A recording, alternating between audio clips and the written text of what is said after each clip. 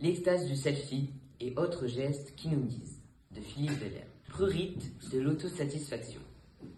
L'homme contemple de lui, dans un fauteuil, presque toujours, sur une chaise à la rigueur. Il croise une jambe sur l'autre à l'angle droit. Au début de la discussion, il se tient simplement la cheville, avance un peu le dos. Il semble à l'aise, pas pressé. Mais plus il parle, et plus ça le démange. Pourtant, sa voix est bien posée, son écoute souriante et des plus conciliantes. Mais il joue avec l'entrebâillement de sa chaussette. Et bientôt, il engage l'index. Souvent, son uniforme est celui de la demi-décontraction corsetée. L'homme à responsabilité cravatée, mais qui a tombé la veste.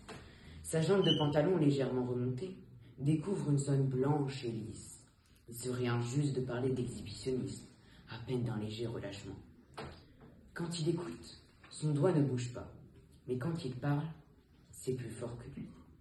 Il ébauche d'abord une caresse, puis il commence indiscutablement à se gratter.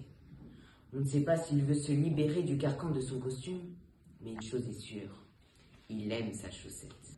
Il ne l'a pas choisie par hasard, ou plus probablement, on ne la lui a pas choisie par hasard.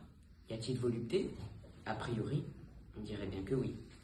Le gratouillis semble proportionné au désir de briller dans l'anecdote, au plaisir d'atteindre les confins de la sagacité. Quand même, cela devient bien insistant. En face, aucune opposition, rien à contrecarrer.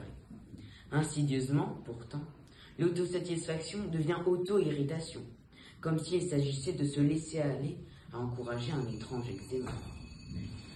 Les fourmis titillent à l'intérieur, et la peau parle, ne laisse pas de répit. Il se voulait du bien, il se révèle, il se dérange.